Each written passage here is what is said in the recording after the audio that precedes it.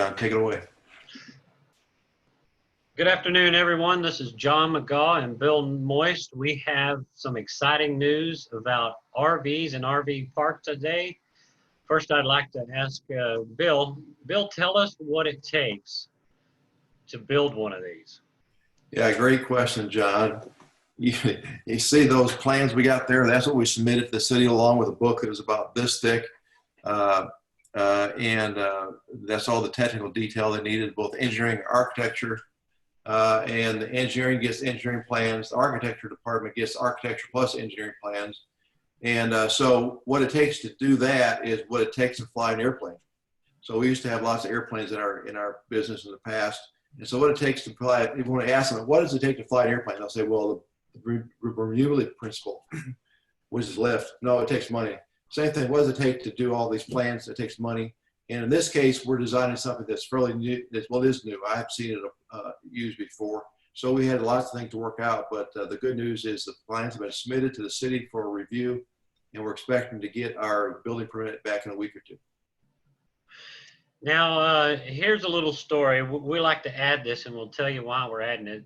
This is my son. A few weeks ago, had an accident on the back of a four-wheeler, but he wasn't driving. And he says, he's raced motorcycles, boats, and driven cars, and you name it, he's done it. But he was on the back this time, and I asked him, why didn't you say something? Did you know you were going too fast? He said, yes, Dad, I knew we were going too fast. And that's why we're here. We want to say something about RVs and the market today, especially after the coronavirus or during the pandemic. Bill, here's a little article from the Wall Street Journal, and maybe you can summarize it for our folks today. You bet, John. The Wall Street Journal came to the same conclusion that a lot of other owners and users of RVs is, and that the safest way to travel this summer is with RVs. And the reason is because you can control your environment. You don't have to stay in a hotel. You don't have to eat in a restaurant. You don't have to be in an airplane. You got your own space and you control it. And in that same article, it talks about who's renting these RVs. And one of them was just about rentals. So pro athletes, celebrities, 10 to 15 billionaires just this year alone have rented this. And in the article, it also says 14% of travelers don't feel, or only 14% of travelers feel safe flying, and 17% feel safe in hotels or resorts. And that was late April when that report was out. Now, Bill, here's a slide about why. Why would you travel in an RV instead of a plane or cruise ship? Well, a cruise ship, especially planes, you're compacted with lots of people. Hopefully no one on the plane has the virus, but you don't know for sure. But here in this RV, this family, they know everybody's healthy. And so they're safe, they feel safe. And people have said for years they feel safe in RVs. And now with the virus out there, it's even a stronger feeling. Now, what are some of the places that people will go this summer in their RVs? Well, the United States has got a lot of great parks, national parks. Utah alone has 5 national parks, but the Grand Canyon, Yosemite, the Wall, the Golden Gate Bridge, just to name a few. Lake Tahoe is one of my favorite places. Yes, so there's lots of great outdoor places we can go and visit and see and still be safe. Mine too. I love you, Tahoe.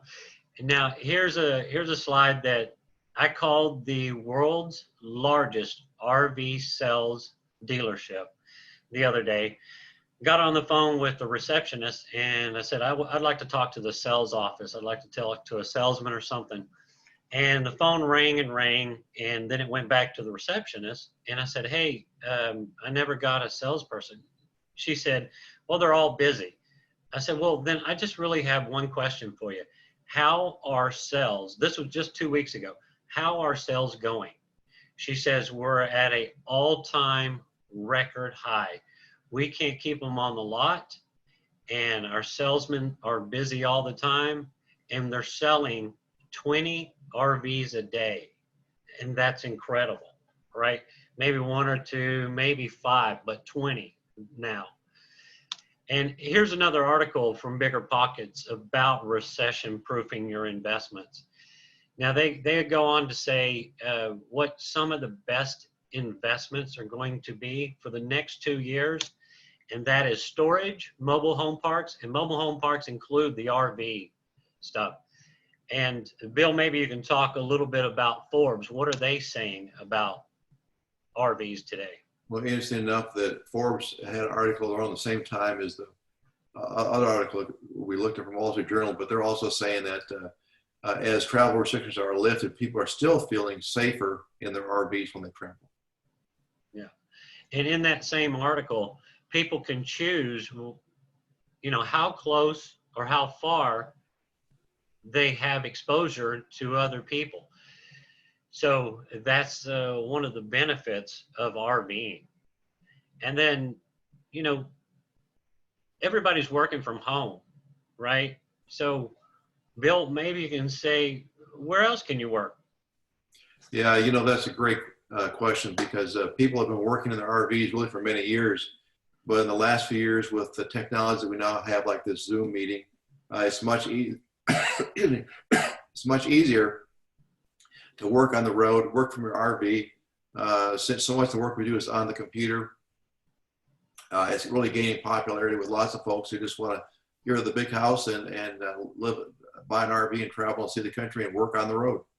That'd be fantastic. I'd love to do it myself. Now, this next slide, I know you have more statistics on this, but 10 million households, and this is going to grow exponentially, nationwide own RVs. And Bill, maybe you can tell us how many do this full time.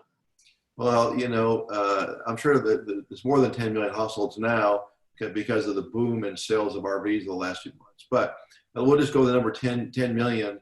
At least 1 million households are now full-time RVers. Of course, traditionally that was the retired folks had RVs. They would sell the house and live in it. But also we talked about people who are working full-time, working on their RVs. You have people that are traveling to construction sites. In fact, the new Buc-ee's near us in Ennis, we discovered that the general contractor of that project stayed in an RV about an hour east of Ennis. And then the last group, which surprised me, is people who have children, school-age children, who are traveling full-time in RVs. I have a friend who's doing that. He's got, if you imagine this, he's got 6 kids in an RV. And they've been doing that now for a number of years. They could travel and see the country and homeschool. And there's large Facebook groups of people who are traveling with kids. Now, there's one problem and a benefit at the same time. Are RV parks full? Now, I can talk about this one. We had one of our investors call 70 sites, and out of those 70 sites, he got half of them that would answer the phone. And they would say, you know, they're full and there was a waiting list. And then the other 23, you know, wouldn't answer at all. So he started doing some research, looking on social media and doing some searches, and found out from one of the tenants or one of the people that rented an RV spot for a long term, posted, hey, these guys don't answer the phone because they got a waiting list that's so long, they don't need to. So that's pretty interesting, is that RV parks are full most everywhere you go. Now, the next slide, Bill, maybe you can talk about different asset classes. Yeah, you know, traditionally, you know, we haven't thought of self-storage as an asset class because it was, you know, it was kind of used, you know, for 20 years ago, it was just leftover land. We put up a couple of buildings and rent them out. But now it really has become an asset class with the advent of the real estate investment trusts that focus on self-storage. So the two asset classes we're really focused on right now are the self-storage, primarily for RVs and boats. And the secondary is also the RV resorts, which, like John just said, are full, at least in Dallas-Fort Worth and in many places also. In fact, one RV owner told us that when he traveled, And the RV, he wanted to bring his wife along because it was her job to find a place for him to park that night. So she'd be on the internet, on the phone or whatever, looking for a place to stay. So this is an asset class that is very attractive. And what's interesting is that on a monthly basis, the rent would be comparable to a manufactured home community. But the difference is we can put on about half the land. So the yield can be quite large with RV parks. Yeah, I'd like to talk about this slide. Now, Bill, you own storage in Wiley, and my friend Doug owns storage, and Lydia also owns storage. And this is not RV storage, this is just regular storage. You know which storage are full is the largest ones, and they stay full. And I got another story for you here. My sister and her husband have rented a storage when my brother-in-law's grandfather passed away when he was 16. That was 30 years ago. They still have the same storage unit. God love him, John. That's a long time to own or to have a storage and pay for it, right? And that's what people do. That's why we love storage. Now, Bill, the next slide, of course, is storage landlord friendly? I mean, how many people live in the storage at a time? Well, that's one of the things that really attracted me because I have extensive commercial real estate experience. But in most other real estate, if you have people in there, you have to have them evicted and you have to go to the courthouse. It's not terribly expensive, but it's just kind of a pain. With storage, it's really landlord friendly in that we give you a notice to pay your rent. We'll give you a couple different notices, and then we notify you that we're going to sell your merchandise, your goods. So you got to store it there. We don't want to sell your stuff, but we can't leave a unit unpaid for forever. So we'll go ahead and have an auction and sell your stuff off, and that's the third party that sells that. And there's some really strict rules that we follow that we all know. So we get your stuff cleared out there. But here's the reason why we have an auction is that it probably will collect some of your money back that we've lost. But the other thing is you own, as a renter, you own the inside of that storage unit. The manager and the owners don't own that. You own that. That's your space. And so we have rules to follow to sell your stuff that make it very clear that until the auctioneer is there and we're ready to sell it, we're not touching it. No one goes in there. No one breaks anything. We keep it in case you show up and want to buy your own stuff back. Mm-hmm. Now, the next slide is about make ready.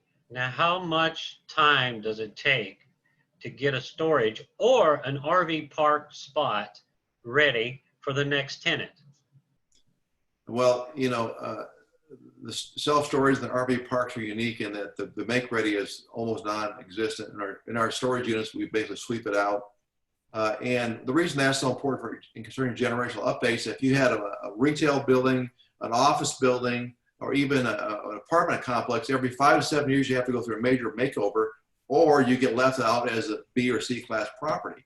Well, we don't have that. And so one of the big trusts in Dallas, which is the Carolyn Hunt Estate Trust, they're switching to self-storage for their investments because these are multi-generational beneficiaries. And if they have to go in and take the property down and rebuild it, redo it, they lose lots of cash flow. So it's really, for those who are thinking about the next generation, self-storage is really a great way to go. And here's another slide that tells you how great it is. In 2019, storage was estimated at $87 billion. By 2025, $115 billion. That's an increase of 134% by 2025. So that's very exciting. With the combination of RVs and storage, it's just a winning combination. That concludes our webinar. Thanks everyone for joining. We got a little video right afterwards. And Bill, are you ready to start that video? Yeah, let's go ahead and do the video. This is a video of what's happening in our neighborhood of where our new project is in Ennis. Go ahead, John.